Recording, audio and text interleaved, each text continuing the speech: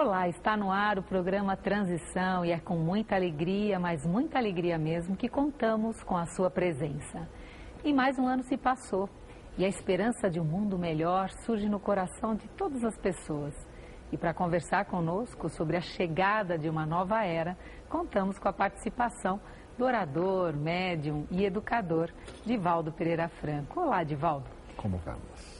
Você está bem? Bem, graças a Deus. Muito bom, muito boa a tua presença. Divaldo, com a chegada desse novo milênio, muitas pessoas anteveem, assim, fazem prognósticos de tempos difíceis. Algumas religiões falam até em fim dos tempos, onde os justos vão ser recompensados, onde aqueles que são maus vão para os sofrimentos eternos. Como o Espiritismo vê essa questão, Divaldo? Como há de uma grande transição que vem acontecendo. A origem dessas conclusões está no Apocalipse de João, quando ele narra as tragédias do fim dos tempos morais, que naturalmente vão sendo confundidos com os tempos geológicos.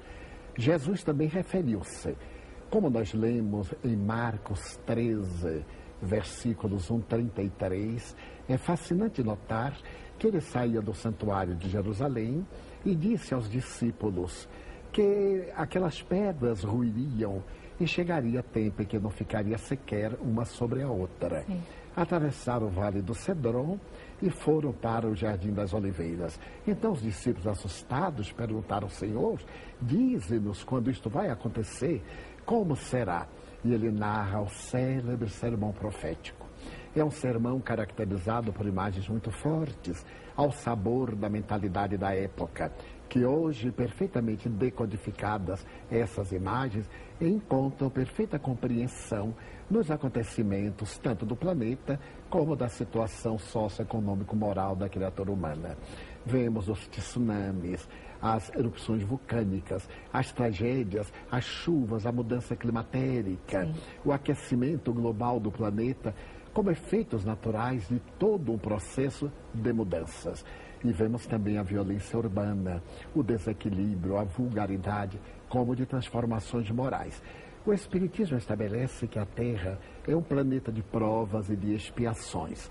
E ela tem uma graduação, como todos os planos do universo, e vai passar para o mundo de regeneração.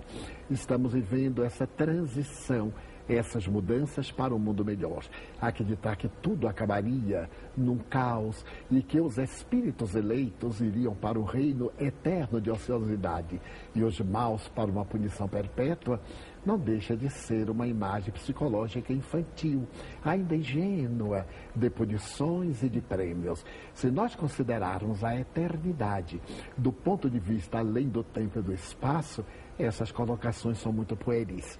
O Espiritismo considera, pois, o fim dos tempos morais perturbadores, o fim dos tempos em que a Terra, ainda nas suas convulsões, está adaptando-se para ser um mundo de regeneração. Então, dessa forma, nós entendemos que é bem esperançosa essa maneira de ver. E na Gênese, nós encontramos, né, a Gênese é um dos 5 livros que compõem todo o arcabouço da doutrina espírita.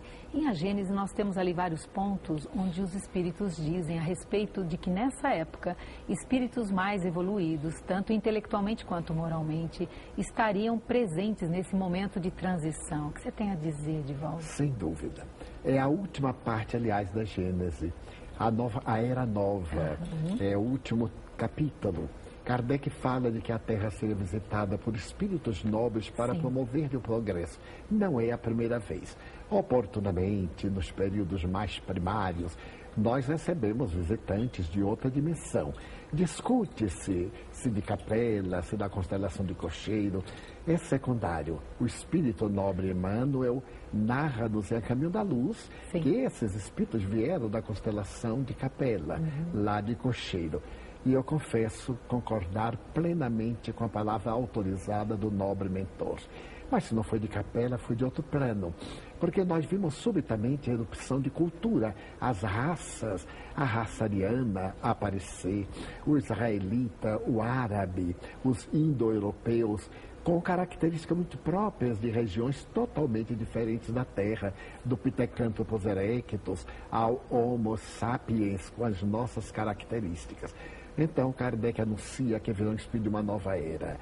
Há informações de que esses espíritos já estão chegando desde os anos 70, quando a Terra e o sistema estariam agora entrando na constelação do Touro. Ali nós teríamos as Pleiades e teríamos uma estrela de terceira grandeza, Alcione, que seria circundada por um anel de fótons. E esse anel de fótons albergaria todo o sistema solar, criando mudanças muito típicas. Então se crê, e alguns astrônomos referem-se, que desde 1978 esta ocorrência vem se dando e que estaria concluída por volta de 2010, haveria uma mudança moral.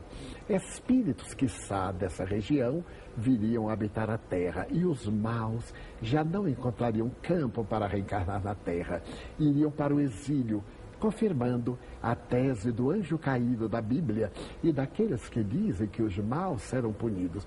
Não é uma punição, é uma aprendizagem, mas nós podemos decodificar aquela perversidade como esse ensejo de eles irem a um planeta inferior, melhorarem-se e depois voltarem à Terra. Neste belo capítulo, Kardec resume toda essa convulsão. E de que maneira, que comportamentos são esses, desses que estão reencarnando agora com essa proposta? Pessoalmente, como se observa? Eu acredito, lendo alguns psicólogos europeus e americanos, que se apresentam como crianças especiais. Tecnicamente, não se deve rotular crianças com quaisquer títulos.